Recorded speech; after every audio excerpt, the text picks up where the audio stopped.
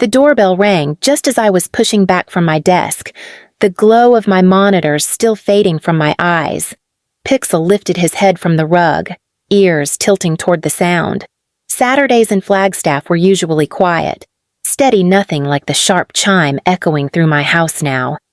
When I opened the door, the cold air hit first, then the four faces behind it. My father, Raymond, my mother, Maureen, my sister, Fiona, my brother, Sean, all of them standing on my porch as if the past 5 years had been a mild misunderstanding instead of an exile. Fiona spoke first, sliding her sunglasses onto her head. "So, this is where you've been hiding."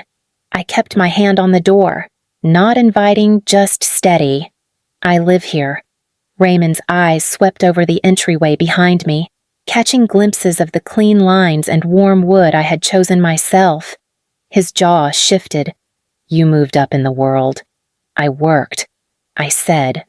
"A lot." Maureen stepped forward, her arms half lifting as if she wanted to hug me but remembered she had no permission.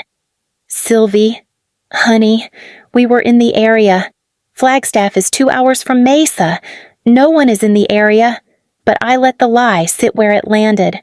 Sean shoved his hands in his pockets. He looked older, heavier around the edges. "Place looks good." A strange quiet settled between us, the kind that held everything unsaid and everything I refused to carry again. "You can come in," I said finally. Not warmth, just courtesy. They stepped past me, eyes darting to the framed awards on my wall. Fiona's smile tightened. Cute plaques. Didn't know little puzzle games paid this well. I closed the door gently. "I'm glad you're here. I want to hear what you came for. And I promise I'll be honest with you when you tell me." Raymond cleared his throat, already rehearsing whatever story he planned to sell me. But before he spoke, I felt something tighten in my chest, a reminder of who I used to be and who I no longer was. And if you've ever had to face people who once broke you or reclaimed a life they swore you'd never build, stay with me. This part matters. I turned to them. "Let's talk." They sat on my couches like guests, uncertain of the rules. But the sight of them pulled me backward back into the house in Mesa, where everything small became a sin. I sat across from them. "Before we talk about today, I need you to understand where I come from. Where we came from." Raymond's brow tightened. "We don't need to drag up the past." "That's the thing," I said quietly. "The past drags with me." Fiona let out a soft sigh. "Oh, God. Are we doing the childhood speech I ignored her? Do you remember when I was 12 and won that regional art contest?" Maureen folded her hands, already shrinking. "Sylvie, your father was under pressure then." "No," I said. "He tore my sketchbook in half." "In the kitchen, I can still hear the sound." I looked at Fiona. "And you recorded it. You thought it was funny." Fiona's lips parted, defensiveness flaring. "It was a joke. Everyone joked in that house. It was never a joke to me." Raymond leaned forward, voice firm. "You needed a reality check. Drawing wasn't going to feed you. It fed me more than your approval ever did." The room tensed. Sean finally mumbled, "Dad was just trying to help you stay grounded." I turned to him. "You knocked over my contest certificate 2 days after I brought it home. You said accidents happen." I let the silence stretch. "You shoved me into the table." His jaw shifted. He didn't deny it. Raymond exhaled sharply. "We were strict because we cared." "No," I said. "You were strict because you were scared. After the housing crash, you were terrified any of us wouldn't survive the way you didn't." Maureen's voice cracked. "We didn't know how to support what we didn't understand." That almost sounded honest. Almost. I spoke softer.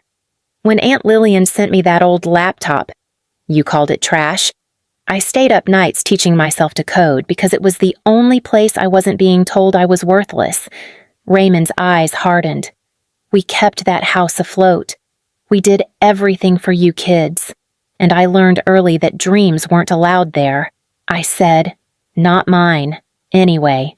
Fiona crossed her legs, tone sharp. So what?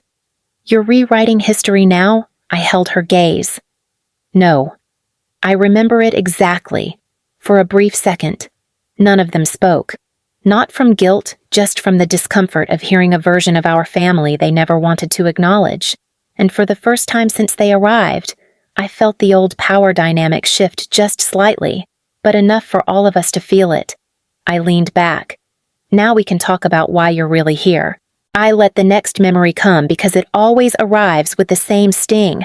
When Aunt Lillian mailed me that old laptop, I began. It changed everything. Sean gave a small scoff.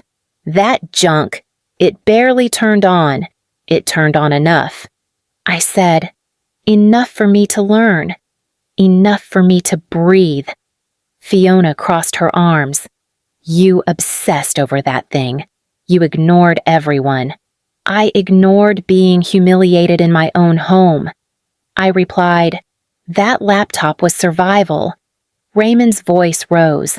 I told you to stop wasting time. You were supposed to focus on accounting. Something practical. Something that puts food on the table. It put food on my table. I said, eventually. He didn't like that answer. His jaw twitched. Maureen spoke gently, as she always did when she wanted the room to quiet. You were bright, Sylvie, but we worried you were chasing something fragile. I nodded slowly. I remember. That was the word you used. Fragile. Fiona let out a tight laugh. You have to admit, you didn't exactly look like someone who would make a career out of video games, because you never looked long enough. I said, or close enough. I could still feel the library carpet from years ago, my elbows propped on a table as I scribbled pixel designs on notebook paper, and I could still hear the one voice that wasn't trying to crush me. Elias used to sit with me after school, I said. He told me I could build whole worlds if I wanted to. Sean frowned. That quiet guy, the one who barely talked. He talked to me, I said, because he didn't need to tear someone down to feel tall. Fiona rolled her eyes. You always exaggerate. No, I answered. Steady now. You just never paid attention. I leaned forward slightly. Do you remember my senior year when I won that digital storytelling contest? I brought home the certificate. I thought just once you would be proud. Raymond shook his head. It was $50 and a piece of paper. It was hope, I whispered. Silence pressed into the room. I could feel them squirm, the way people do when they're confronted with a truth they buried on purpose. And still, I wasn't done. That contest was my first proof I had a future outside that house. I said, and that's why what came next hurt the way it did. Their expressions shifted uneasy, defensive. The next chapter of our history was the one none of them wanted to revisit, but I was leading them there anyway. I took a slow breath, letting the memory rise all the way to the surface. My last Christmas in Mesa, I said, is where everything broke. Fiona shifted. We do not need to replay that. We do, I answered, because you all pretended it was normal. I could still see the plastic tree with half the bulbs dead, the turkey sweating on the table, the air thick with the smell of resentment more than cinnamon. I waited until dinner. I said, I thought the holiday might make everyone softer. I looked at Maureen. You told me to save the good news for a special moment. Her eyes dropped. I thought it would help. It didn't. I remembered placing my napkin down, my hands shaking. Dad, I had said, I got into the game design and interactive media program at the University of California in Santa Cruz. Partial scholarship. I'm going. Fiona snorted now, just as she did then. It sounded ridiculous. Sylvie, in the moment. I continued, ignoring her. You held up your phone and said, this is hilarious. Then you started live streaming. Raymond cleared his throat. You embarrassed yourself. I was trying to stop you from making a mistake. No, I said. You stood up. You slammed the carving knife against the table so hard that Sean jumped. Sean rubbed the back of his neck. It was loud. You looked straight at me, I said to Raymond, and said, if you walk out of this house for that nonsense, do not come back. We will not rescue you when you fall flat. Raymond's jaw tightened. I meant well. You meant control, I replied. Fiona crossed her arms. You stormed off. That was your choice. I turned to her. You told your followers. Watch this. My sister thinks she is a video game prodigy. Then you panned the camera to Dad yelling. Fiona's face flushed. It was a joke. It was humiliation, I said. And you enjoyed it. Maureen's voice trembled. We were scared for you. California is far. That program was expensive. We thought you should stay home and be practical. You never asked me what I wanted. I said, not once. Sean spoke quietly. You packed really fast. I had no reason to stay. I looked at him. You stood in the doorway while I carried my bags out. You did not say a word. Sean swallowed hard. I did not know what to say. No one did. I replied. No one stopped me. Not even a goodbye. A quiet, heavy moment stretched across the room. I continued. I drove into the night with 2 bags and that old laptop. I cried so hard I could barely see the interstate. And not one of you called, not one text, not one message asking if I made it alive. Maureen wiped her eyes. We thought you needed space. You thought I needed punishment. I said. Raymond leaned forward, voice rough. What is the point of rehashing all this? The point, I said, is that your version of my past has never matched the truth. Their silence told me they really heard it maybe for the first time. I let the weight settle. Now, I said, we can talk about the years after I left. I leaned back on the couch, letting the next part come out slowly. When I reached Santa Cruz, I had 2 suitcases, $200 in my bank account, and no one to call if things went wrong. Fiona muttered, people start with less. Yes, I said, but most people are not thrown out by their own family for wanting a future. Raymond shifted. You chose to leave. You told me to leave. I corrected. There's a difference. Sean looked at me carefully. Was it really that hard out there? I nodded once. The first month brutal. I worked a morning shift at a campus cafe, then a freelance user interface gig until midnight. I lived on canned soup and instant noodles. And every time something broke my phone, my shoes, my spirit, I had no safety net. Maureen's voice trembled. We did not know. You did not ask. I said. The room went still. I continued. But I kept going. I spent nights in the library basement with my laptop on life support. Elias would show up after his engineering lectures, drop a sandwich on my desk, and say, eat, then code. Fiona frowned. That quiet guy again. He was the only person who didn't treat my dreams like a disease. Raymond scoffed. You needed a real job. I had 3, I said sharply, and still made time to build something of my own. Sean rubbed his jaw. That game. You made it during that time I made the first version. I said. It was awful, glitchy, ugly, but it was mine. Elias kept pushing me to refine it. He told me the story mattered more than the polish, and for the first time in my life, someone believed that about me. Maureen whispered, You never told us. I looked at her. You never listened. Silence pressed between us. Tighter this time, almost a confession in itself. But, I said softly, California broke me down just enough to force me to rebuild. And what came next? That changed everything. Raymond leaned forward slightly, sensing a shift. What did come next? I held his gaze, the part where I stopped surviving and started succeeding. I let my breath steady before I continued. The turning point came a year after graduation. Elias and I rebuilt the game from scratch. We worked weekends, nights, every spare hour we had. Fiona raised an eyebrow. And people actually bought it. More than bought it. I said. They connected with it. Sean leaned forward slightly. How many downloads did you even get? 450,000 in the first 9 months. Maureen's lips parted. 450,000. Raymond frowned, suspicion sharpening his voice. And you made money off that? I met his eyes. $380,000 gross. After splits, after taxes, after platform cuts, I had enough to pay off every debt I owed. Fiona let out a soft, disbelieving laugh. You with a little puzzle thing you made in college. It was not a little puzzle thing, I said. It was my story.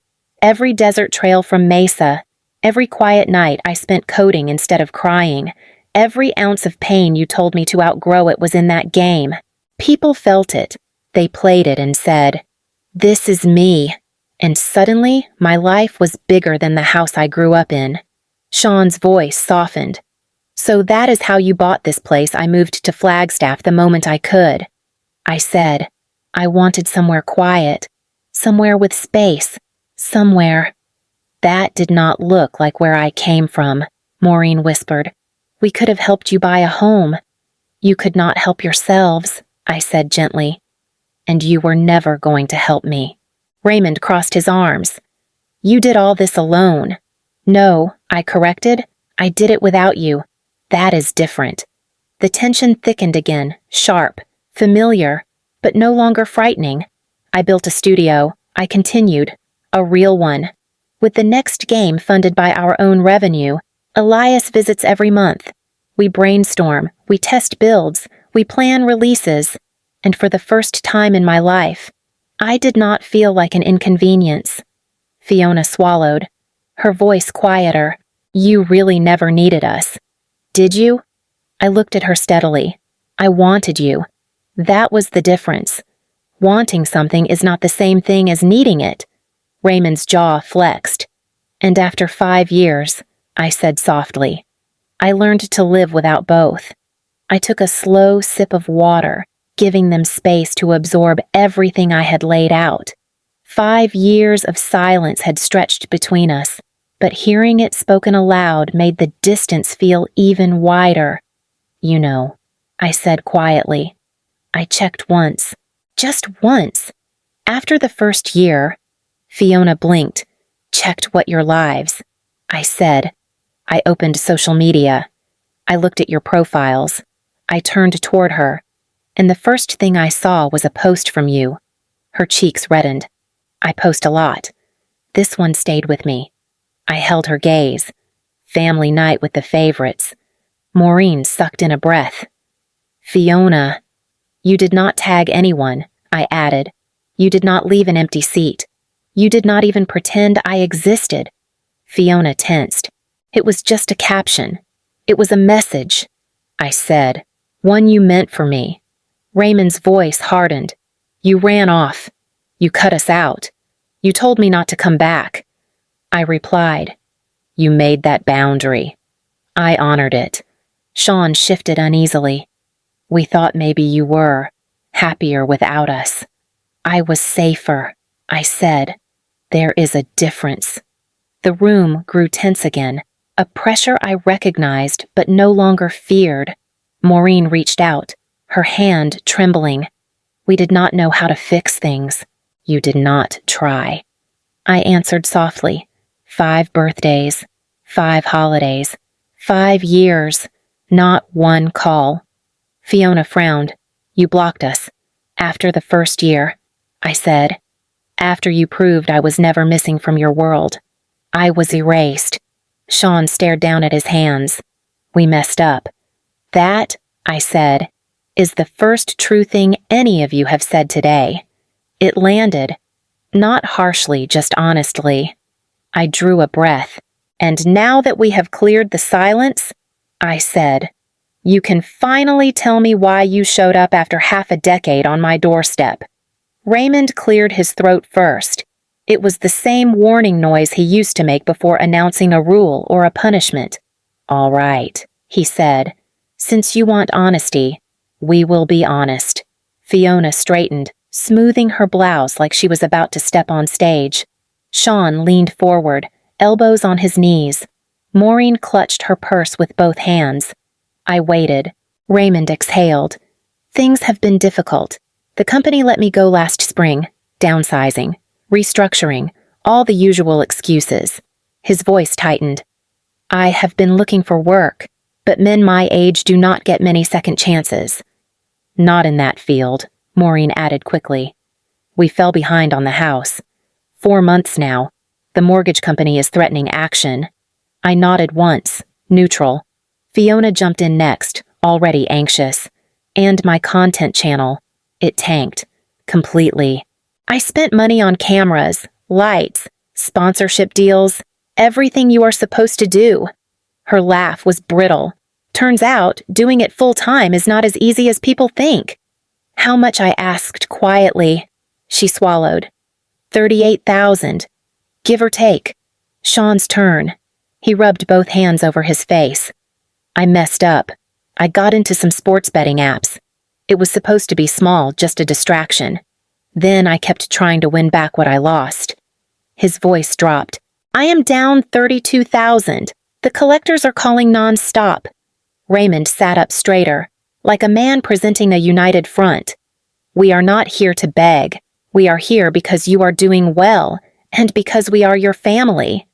Maureen nodded. Just something to keep us afloat. Fiona leaned forward. 50,000 would clear most of my debt. Sean added. 10 would stop the calls. Raymond lifted his chin. 100,000 takes care of all of us. We would pay you back when things stabilize. The force of the number did not shake me the way he clearly hoped it would. Instead, I felt something colder settle in something steady. That is what you came for, I said. Money. Fiona bristled. Do not make it sound ugly. That is what it is, I replied. Maureen's voice cracked. Honey, we drove all the way here. That has to mean something. It means you were desperate. I said, not that you care. Raymond's eyes flashed. We raised you. We housed you. We fed you. We deserve at least. You deserve. I repeated softly. Interesting choice of words. His jaw clenched. You owe this family something. I owe nothing. I said, not after the way you treated me. Not after telling me to leave and never come back. Fiona shook her head. You are being dramatic. I looked at her for a long moment. 3 years ago, you posted something. Maybe you thought I would not see it. Fiona froze. Sylvie. I pulled my phone from my pocket and tapped the screen. The screenshot glowed back at all of us. Lake trip with the favorites. Thank God Sylvie is not here. Maureen covered her mouth. Sean swore under his breath. Raymond's face drained of color, then flushed with anger.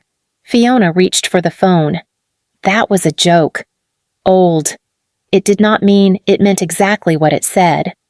I cut in. You erased me. Not just once. For years. Raymond snapped. That post is ancient history. No, I said. Calm now. It is context. Fiona's voice cracked. We were stupid. All right, but we are here now. Yes, I said. You are here now, because you need something.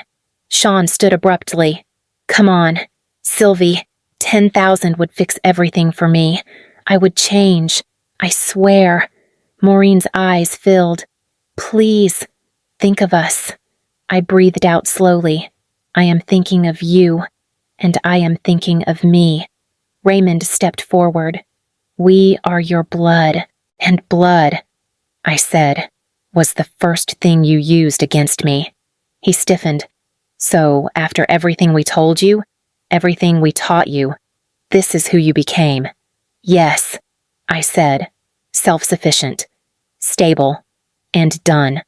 The room held for a beat. The shift in power was complete, felt by all of us, undeniable and irreversible. And I did not waver when I said the words that ended it. I am not giving you 1 cent. Raymond stared at me like he had not heard the words correctly. You are refusing, he said slowly. After we came all this way? Yes, I answered. I am refusing. Fiona shot up from the couch. Unbelievable. You get a little success and suddenly you think you are better than us. I never said I was better, I replied. I said I was done. Sean threw his hands out. 32,000. Sylvie, that is all I need. I can fix everything with that. You cannot fix everything with 32,000, I said. You want a reset button? I do not make those. Not for real life. His jaw clenched, shame flickering through him before anger drowned it out. So you would rather watch your family fall apart? You watched me fall apart, I said, multiple times. You laughed. You filmed it. You called it tough love. Maureen reached toward me, her voice trembling. We made mistakes. Every family does. I am not talking about mistakes, I said gently. I am talking about choices. 5 years of them. Raymond stepped forward, shoulders squared. I will not let you talk to your mother like that. I met his stare. You lost that authority the night you told me to leave. His face hardened. You took that the wrong way. No, I said. I took it literally. Fiona threw her hands up. Fine. If you will not help, just say you want nothing to do with us. That is not what I said, I replied. I said I am not giving you money. Sean's voice cracked. So what do we do now? That, I said softly, is up to you. Raymond let out a bitter laugh. You think we came here to grovel? You came here to collect. I said, there is a difference. He pointed at me, rage rising. After everything we provided shelter, food, clothes you owe us. I steadied my breath. You provided conditions, not care. The room went still. I saw it hit him first, not guilt, not regret, just disbelief that he no longer held power. Fiona grabbed her purse violently. Let's go. This is a waste of time. Sean hesitated, eyes searching mine. I really thought you would help. I did too. I said, once. Maureen's voice broke. Sylvie, please. I swallowed hard. Mom, I hope you find stability. Truly. But I am not your solution. Raymond barked. We will remember this. I know, I replied. You remember every time someone refuses to be used. He moved toward the door. Sean followed. Fiona stormed out without looking back. Maureen lingered, tears slipping down her cheeks. This cannot be how it ends. I held her gaze. It ended 5 years ago. This was just the echo. She nodded once small, defeated, and walked out. The door shut behind them, quiet but final. And for the first time in my life, the silence that followed did not hurt. Pixel padded out from the hallway after the door closed, nudging his head against my leg as if checking whether I was still standing. I sank onto the couch, letting the weight of the moment settle, not heavy, not painful, just real.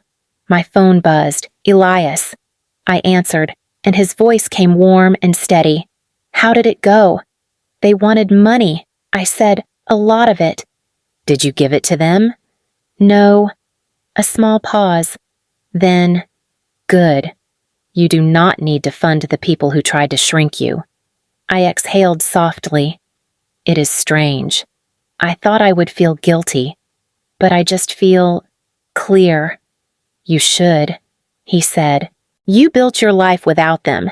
They had 5 years to show up for you in any way that mattered. I leaned back. I am thinking about expanding the fund. You are ready for that? Yes, I said. There are women out there who need a lifeline, the kind I never got. We can help them relocate, buy equipment, get out of places that trap them. Elias's voice warmed. Then we will start drafting the plan. Send me your notes tonight. I will. Pixel hopped onto the couch beside me, curling close. The house felt steady again, quiet, but not empty. Mine in every way that mattered. Before hanging up, Elias added, Tell this story someday. Someone out there needs to hear it. I know, I said. And if anyone listening has ever had to choose themselves over family, their peace over someone else's chaos, you are not alone. You are allowed to stand your ground.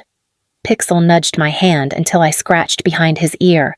Outside, the pines swayed in the wind, and the night settled gently around the house I built piece by piece.